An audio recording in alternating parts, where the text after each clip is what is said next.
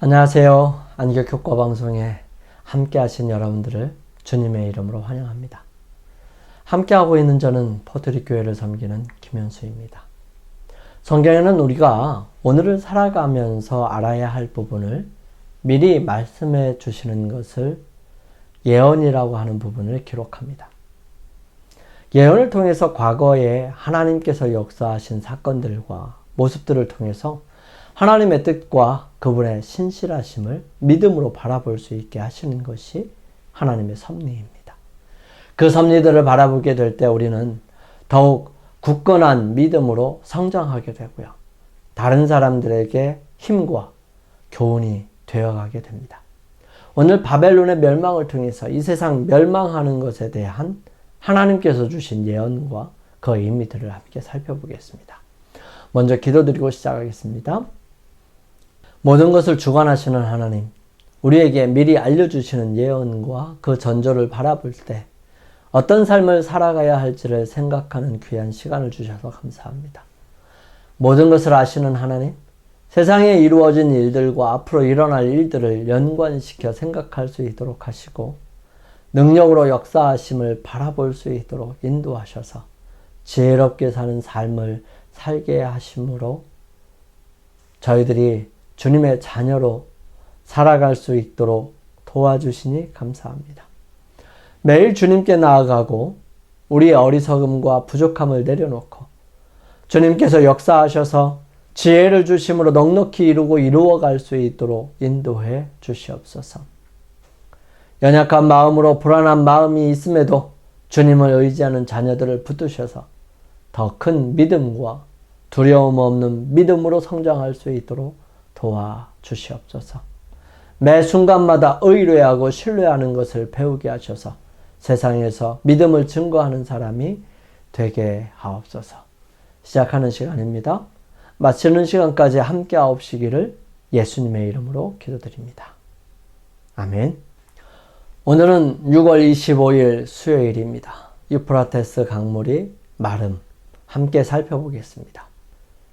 바벨론의 강점 중 하나는 성벽 아래로 흐르는 유프라테스 강 덕분에 도성에 물을 제한 없이 공급할 수 있다는 것이었습니다.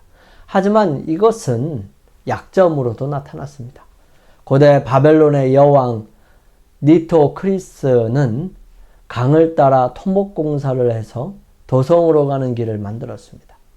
이 과정에서 여왕은 인부들이 편안하게 작업할 수 있도록 강을 습지로 바꿨습니다. 고레스 역시 유프라테스 강의 물길을 막아 성벽 아래로 군대를 편안하게 진군시킬 수 있다는 사실을 깨달았습니다. 성벽 안으로 들어간 고레스는 강을 따라 도시를 둘러싼 방어벽이 무방비 상태임을 발견했고요. 바벨론은 그날 밤 함락되었습니다. 고대 그리스 역사가 헤로도토스는 그때 잔치가 진행 중이었고 모두가 춤을 추며 쾌락에 빠져 있었기 때문에 바벨론의 중심부에 사는 사람들은 교회가 함락되었다는 사실을 전혀 몰랐다고 기록했습니다. 이것이 다니엘서 5장에 묘사된 바로 그 잔치라는데 의문의 여지가 있을까요? 다니엘 5장 18절부터 31절과 요한계시록 16장 12절부터 19절을 함께 살펴보겠습니다.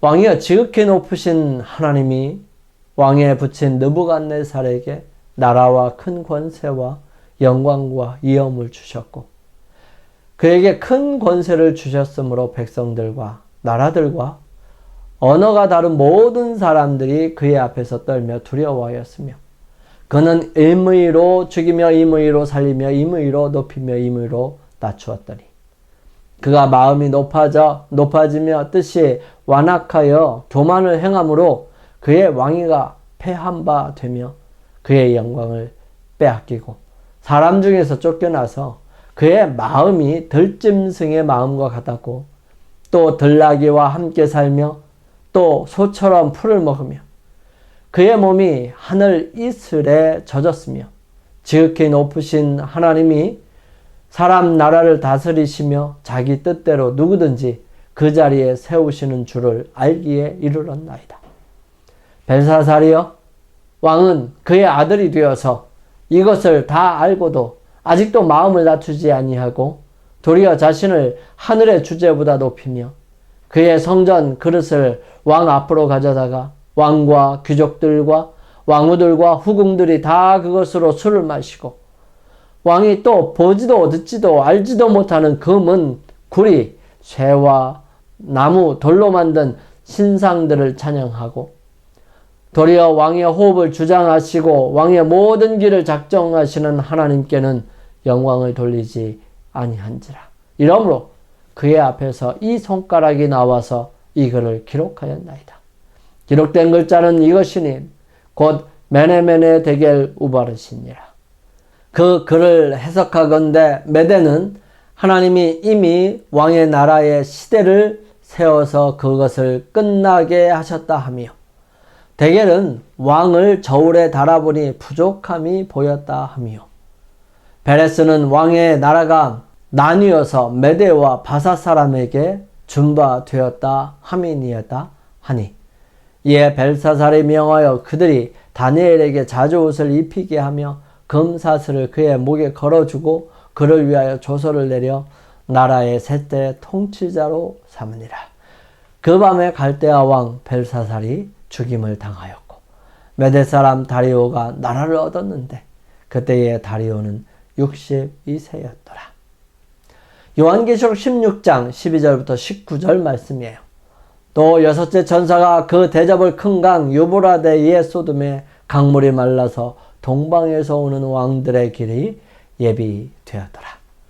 또 내가 봄에 개구리 같은 새 더러운 영이 용의 입과 짐승의 입과 거짓 선지자의 입에서 나오니 그들은 귀신의 영이라 이적을 행하여 온 천하 왕들에게 가서 하나님 곧 전능하신 이의 큰 날에 있을 전쟁을 위하여 그들을 모으더라. 보라, 내가 도둑같이 오리니 누구든지 깨어 자기 옷을 지켜 벌거벗고 다니지 아니하며 자기의 부끄러움을 보이지 아니하는 자는 복이 있도다.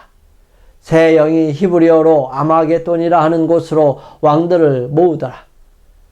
일곱째 천사가 그 대접을 공중에 쏟으매 큰 음성이 성전에서 보좌로부터 나서 이르되 되었다 하시니 번개와 음성들과 우레소리가 있고 또 큰 지진이 있어 얼마나 큰지 사람이 땅에 있어 온 이래로 이같이 큰 지진이 없었더라. 큰 성이 세 갈래로 갈라지고 만국의 성들도 무너지니 큰 성 바벨론이 하나님 앞에 기억하신 바 되어 그 맹렬한 진노의 포도주잔을 받으매. 요한계시록의 몇몇 재앙과 바벨론의 멸망 사이에 어떤 유사점을 발견할 수 있을까요? 예수님은 시대의 징조를 분별하는 방법을 설명하시면서 제자들에게 이렇게 경고하셨습니다. 그러므로 깨어있으라. 어느 날에 너희 주가 임하는지 너희가 알지 못함이니라.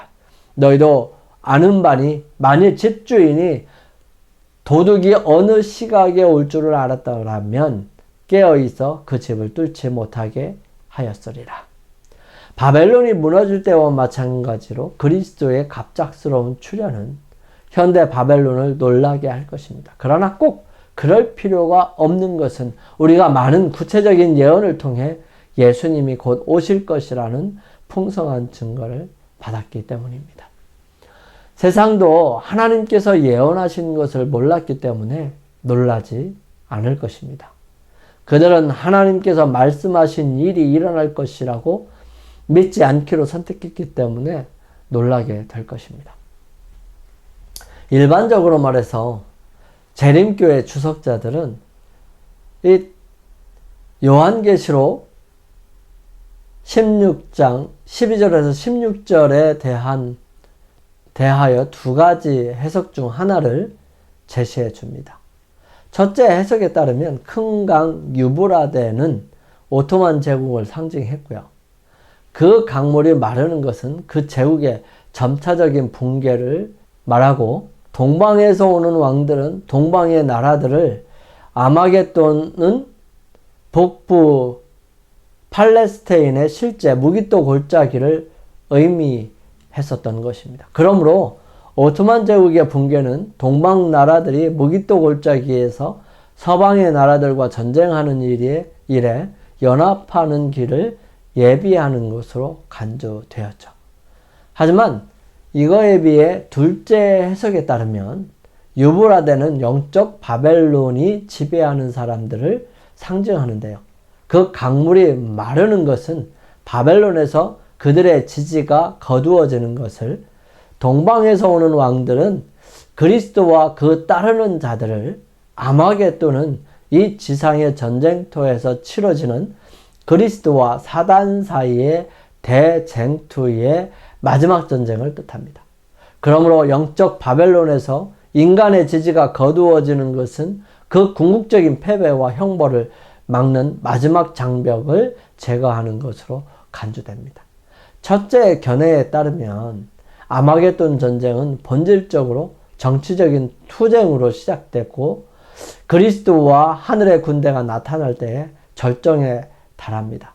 둘째 견해에 따르면 아마겟돈 전쟁은 지상에 연합된 종교적 그리고 정치적 세력들이 하나님의 남은 백성들에 대한 그들의 마지막 공격을 개시할 때 시작됩니다. 비록 이 두 견해는 상호 배타적인 것처럼 보이지만 실제로는 많은 공통점이 있습니다. 두 견해 사이의 근본적인 차이는 세 용어, 유브라데, 동방에서 오는 왕들, 그리고 아마겟돈이 어느 정도 실제적이고 지리적 의미를 지니는지 아니면 그것을 완전히 상징적인 의미로 해석되어야 하는지에 놓여 있는 것이죠. 첫 번째 견해는 이 용어들이 지리적인 의미를 지닌다고 추정합니다. 두 번째 견해는 그것들이 13장에서 19장의 문맥으로 볼 때 전적으로 상징적으로 해석되어야 한다고 확언하는 것이죠. 큰 도성 영적 바벨론의 그 강으로서의 유브라데는 이곳에서 그 이전의 실제적 지리적인 의미와는 완전히 분리되어서 그와 짝을 이루는 상징인 영적 바벨론과 같은 맥락에서 이해해야 하는 것이 맞습니다. 그러므로 유브라데의 강물은 영적인 바벨론에 앉아있는 많은 물, 곧 그 음행의 포도주에 취하게 한 땅에 거하는 자들이라고 설명해도 과언은 아닙니다. 영적인 영감의 교훈입니다. 바벨론에서 불러내라. 하나님은 바알에게 무릎 꿇지 않는 수많은 사람을 갖고 계신다. 타락한 교회들 안에 하나님을 두려워하는 남녀들이 있다. 그렇지 않다면 무너졌도다 큰 성 바벨론이여, 내 백성아 거기서 나오라고 증거할 기별이 우리에게 주어지지 않았을 것이다. 마음이 정직한 많은 사람이 하늘에서 나오는 생명의 호흡을 붙들고 있다. 그들은 복음이 하나님의 말씀에 계시된 대로 아름답고 단순하게 주어질 때 그것을 깨달을 것이다. 우리 함께 기도드리겠습니다. 아버지 하나님, 예수님의 재림이 우리에게 놀라움으로 임하지 않기를 간절히 기도합니다. 이 세상에 살면서 우리는 알게 모르게 마음이 무디어지고 있습니다. 이 모든 일을 듣고 알면서도 믿지 못하는 잘못에 빠지지 않도록 우리의 마음을 지켜 주시옵소서. 우리를 사랑하시는 예수님의 이름으로 감사하며 기도드립니다. 아멘. 오늘 하루를 주님과 함께 동행하고 승리하시기 위하여 주님 앞에 나아가는 시간을 갖습니다. 하나님의 크신 축복이 함께 하신 여러분과 저에게 임하시기를 간절히 축원합니다. 저는 내일 아침 이 시간 다시 찾아뵙겠습니다. 감사합니다.